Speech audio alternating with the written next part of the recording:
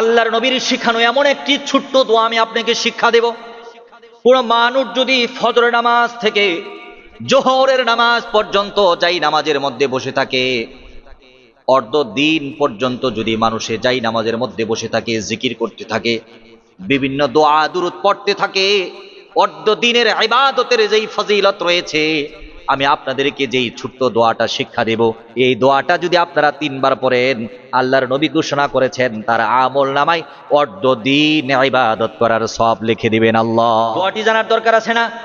হযরত আম্মা জান উম্মুল মুমিনিন জুয়াইরিয়া রাদিয়াল্লাহু তাআলা আনহা বলেন, ফজরের নামাজের সময় আমি নবী করিম সাল্লাল্লাহু আলাইহি ওয়াসাল্লাম একসাথে ঘুম থেকে উঠলাম। আমি ওযু করে ফজরের নামাজের জন্য যাই নামাজে বসলাম।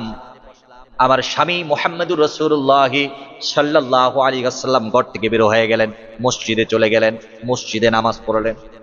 আমরা অনেক সময় মসজিদে নামাজ পড়ে কালেমার দাওয়াত নিয়ে মানুষের কাছে একটু হাঁটা করি।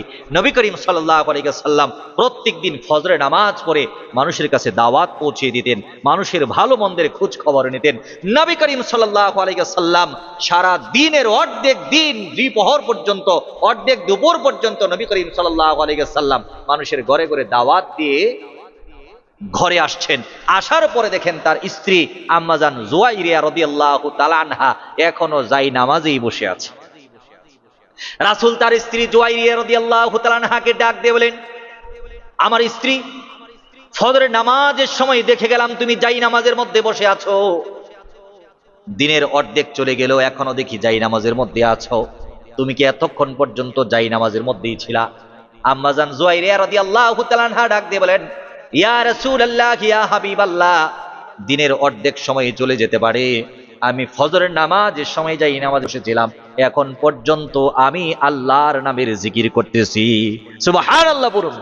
আল্লাহর নবী ডাক দিয়ে বলেন, জুয়াইরা রে, দিনের অর্ধেক দিন পর্যন্ত আল্লাহর জিকির তুমি যাই নামাজের মধ্যে বসে করেছো, বিভিন্ন দোয়া দুরূদ তুমি পড়েছো, আমি তো একটা দোয়া 3 বার মাত্র পড়েছি।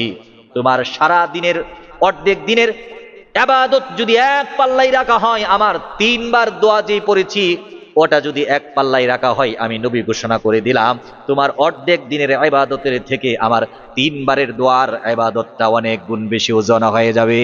দোয়াটা শেখার দরকার আছে না? দোয়াটা শেখার দরকার আছে না? সকলে আমার সাথে ইনশাআল্লাহ দোয়াটা একবার পড়ে ফেলি ইনশাআল্লাহ। সুবহানাল্লাহি ওয়া বিহামদিহি আদাদা খালকিহি ওয়া রিদা নাফসিহি ওয়া জিনাতা আরশিহি ওয়া মিদাদা কালিমাতিহি।